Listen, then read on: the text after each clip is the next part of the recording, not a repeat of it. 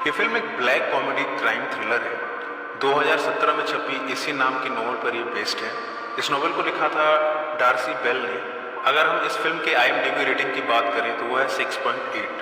Friends, लोग एक crime करते हैं, फिर उसे छिपाने के लिए झूठ पर झूठ बोलते जाते हैं, फिर एक और क्राइम करते हैं, पैसों के लालच में फंसते हैं और अंत में खाली हाथ रह जाते हैं और बाकी का जीवन पछतावे में बिताते हैं। इसी मनोदशा को परिलक्षित करती है अ सिंपल फेवर। इस फिल्म को क्रिटिक्स से काफ़ी अप्रिशिएशन मिली थी। कहानी की शुरुआत होती है स्टेफनी से। स्टेफनी एक विडो सिंगल मदर है, अपना ब्लॉग चलाती है। इस ब्लॉग में वो अपनी क्राफ्ट और कुकिंग के बारे में, रेसिपीज के बारे में सबको बताती है। ये ब्लॉग काफ़ी फेमस हो चुका है, स्पेशली पेरेंट्स में। सभी बड़े चाव से उसके ब्लॉग को देखते हैं और स्टेफनी अपनी मोहक और मुस्कान भरी अंदाज में अपनी रेसिपीज को बड़े चाव से सबसे शेयर करती है। इस कहानी में एक और कैरेक्टर है और वो है एमिली के बारे में। आपको जैसे जैसे कहानी आगे बढ़ती रहेगी आपको पता चलता जाएगा। वो एक फैशन कंपनी में PR है। उसका एक बेटा है निकी। एक दिन जब निकी और स्टेफनी का बेटा खेल रहे थे तब एमिली की मुलाकात स्टेफनी से हुई। दोनों में बातें होने लगी।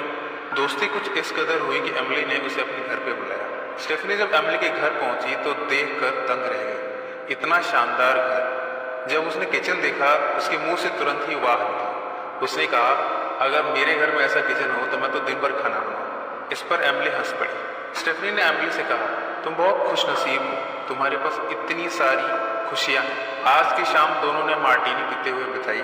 एमिली ने बताया कि उसका हस्बैंड शॉन एक प्रोफेसर है एक कॉलेज में। इतना सब कुछ है उसकी जिंदगी में, पर एमिली इन सब से संतुष्ट नहीं है। उसे अपनी जिंदगी में और भी चाहिए। बातों बातों में उसने ये सारी बातें स्टेफनी को बता दिया। साथ ही एमिली ने स्टेफनी से उसका सीक्रेट भी पूछा। शुरू में तो उसे बताना नहीं चाहती थी, फिर धीरे धीरे वो ओपन होना शुरू हुई। उसने कहा कि एक बार वो अपने हाफ ब्रदर के साथ इंटीमेट हुई थी। एमिली ने उससे वादा किया कि वो ये सीक्रेट कभी भी ओपन नहीं करेगी। अगले कुछ दिनों तक इन दोनों की दोस्ती चलती रही। कई बार एमिली स्टेफनी को निकी की केयर करने को कह देती, कई बार स्कूल से लाने को कह देती, क्योंकि वो अक्सर अपने ऑफिस के काम में बिजी रहती है और साथ ही उसका हस्बैंड शॉन भी अपनी यूनिवर्सिटी में बिजी रहता है। एक दिन अचानक से एमिली गायब हो गई। इस बात को जब 2 दिन हो गए तब स्टेफनी परेशान हो गई। वो एमिली की कंपनी पहुंची, पर यहाँ उसे पता चला कि एमिली मायामी में है। पिछले कई दिनों से शॉन लंदन में है अपने प्रोफेसर के काम की वजह से। स्टेफनी ने तुरंत ही शॉन को फ़ोन किया और बताया कि उसकी पत्नी कई दिनों से मिसिंग है। पर स्टेफनी को ऐसी कुछ वाइब्स आ रही हैं जैसे उसे लग रहा है कि एमिली का गायब होने में उसके ऑफिस का कुछ तो हाथ है। लिहाजा वो चोरी छुपे उसके ऑफिस में घुसी और छानबीन शुरू कर दी कि शायद एमिली का कोई तो लिंक यहाँ से मिले। उसे ज़्यादा कुछ तो नहीं मिला, बस एक पिक्चर मिली। वैसे भी स्टेफनी के पास एमिली की कोई पिक्चर नहीं है। इस पिक्चर के थ्रू वो एक मिसिंग का पोस्टर बनवाएगी और जगह जगह बंटवाएगी, और उसने ऐसा ही किया। शॉन के कहने पर एक केस डिटेक्टिव समरविल ने भी हैंडल करना शुरू कर दिया है। उसने अपने छानबीन में ये पता लगाया कि एमिली कभी भी मायामी गई ही नहीं। ये सब जानकर स्टेफनी को और भी ज़्यादा झटका लगा है और अब वो सच का पता लगाना चाहती है। स्टेफनी के एक व्लॉग फैन ने बताया कि एमिली की कार एक समर कैंप के पास मिली है। बस फिर क्या था, उसने समरविल को इन्फॉर्म किया। पुलिस ने यहाँ पर छानबीन शुरू की और छानबीन से यहाँ की लेक में एमिली की डेड बॉडी मिली है। सबने मिलकर उसकी डेड बॉडी को क्रिमेट किया। अब चूंकि एमिली मर चुकी है, शॉन ने देखा कि स्टेफनी किस तरह उसके बच्चे की केयर कर रही है, तो वो उसे पसंद करने लगा और उसने उससे कहा कि क्यों ना तुम हमारे घर में मूव इन कर जाओ, अब हम साथ में रहकर एक नया रिश्ता शुरू करेंगे। स्टेफनी हालांकि हाँ तो कहना चाहती है, पर उसे डर है कि समाज में लोग क्या कहेंगे। इस पर शॉन ने कहा, लोग तो वैसे भी बातें बना रहे हैं। थोड़ी हिचकिचाहट के बाद स्टेफनी ने इस घर में एमिली की जगह ले ली। इधर समरविल ने भी अपनी छानबीन जारी रखी है और उसने अपनी छानबीन में ये पता लगाया है कि एमिली का लीवर डैमेज था और साथ में वो हीरोइन भी लेती थी। ये जानकर स्टेफनी शॉक, क्योंकि उसने देखा था कि एमिली ड्रिंक जरूर करती थी पर हीरोइन कभी नहीं लेती। जरूर कुछ गहरा राज है उसकी मौत के पीछे और अब स्टेफनी इन परतों को खोलना चाहती है। अब उसने अपनी छानबीन और भी तेज कर दी है। वो इस केस में कुछ खास दिलचस्पी लेने लगी है, क्योंकि वैसे भी उसकी एमिली से अच्छी खासी दोस्ती हो गई थी। अगर एमिली के साथ कुछ गलत हुआ है तो वो उसे उजागर करना चाहती है और अगर कोई अपराधी है तो उसे सजा दिलाना चाहती है। बीच बीच में वो अपना ब्लॉग भी बनाती रहती है। समरविल ने उसे ये भी बताया कि शॉन ने उसके मरने से पहले ही उसके नाम पर $4 मिलियन का इंश्योरेंस लिया था। ये सब जानकर स्टेफनी को और भी ज़्यादा शक होने लगा है।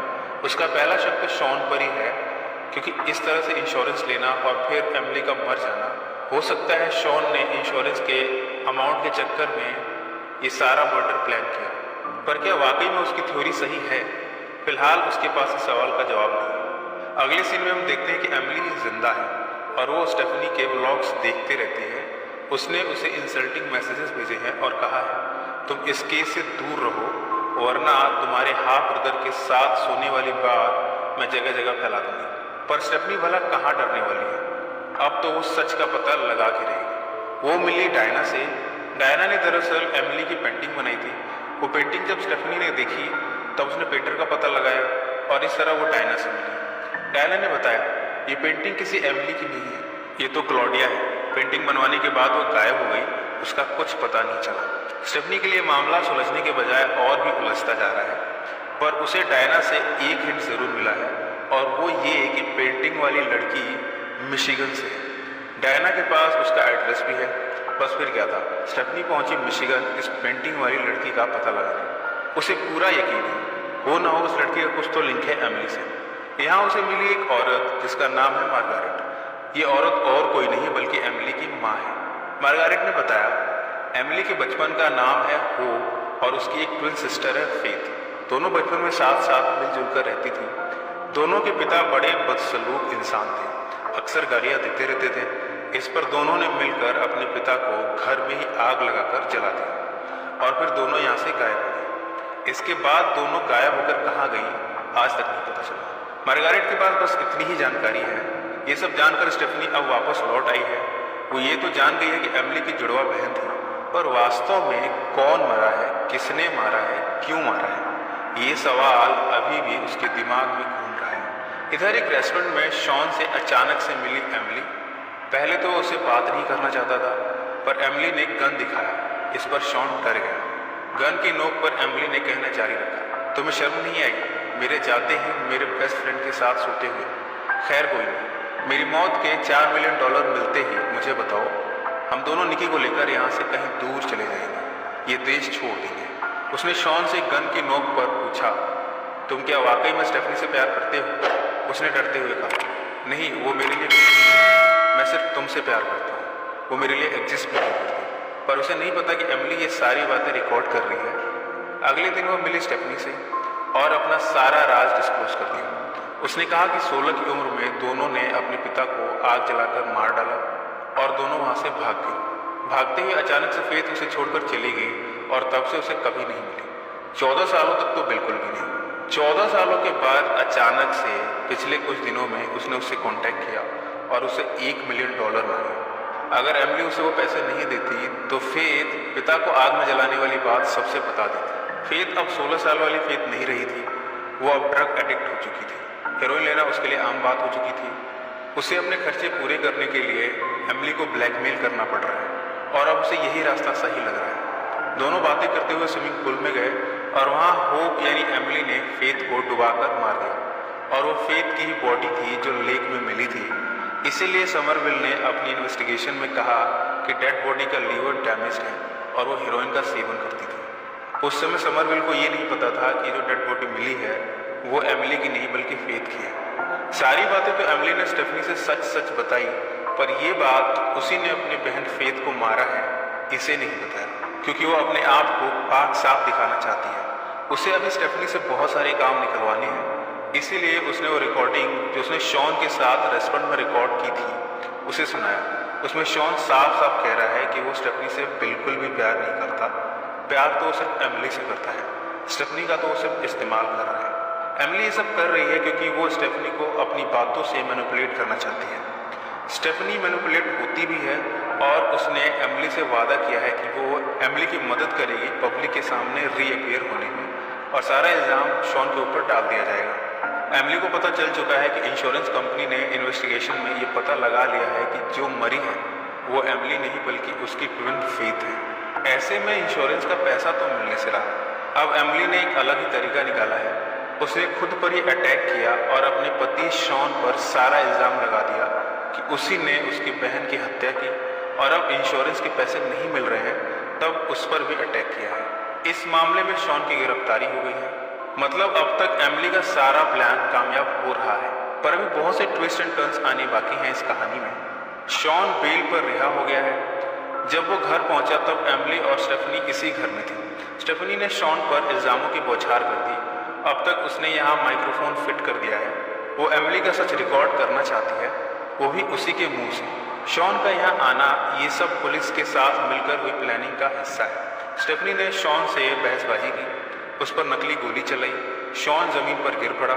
एमिली भी कोई छोटी मोटी खिलाड़ी नहीं है, वो चेहरे पढ़ लेती है।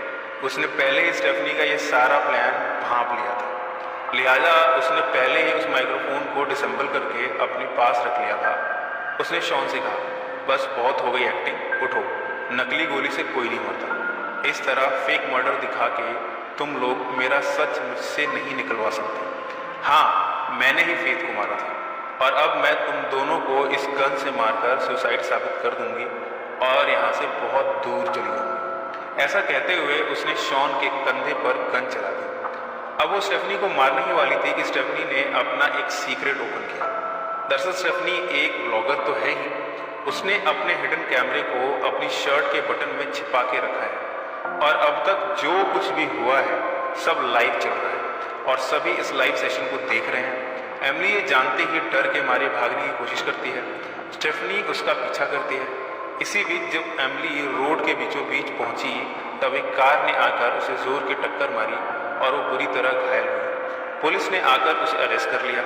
बाद में एमिली को कोर्ट ने उसके गुनाहों के लिए 20 साल की सजा सुनाई। शॉन भी अब इन सब से मूव ऑन कर चुका है। अब उसकी लिखी नॉवेल सेकंड बेस्ट नॉवेल बन चुकी है।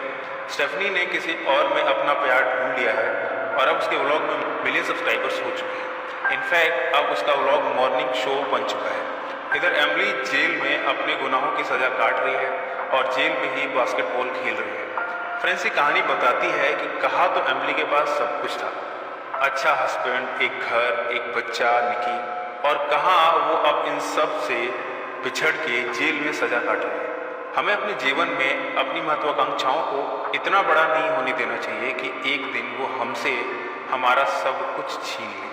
फ्रेंड्स, ये कहानी कैसी लगी कमेंट्स में जरूर मेंशन करें। इस वीडियो को लाइक और शेयर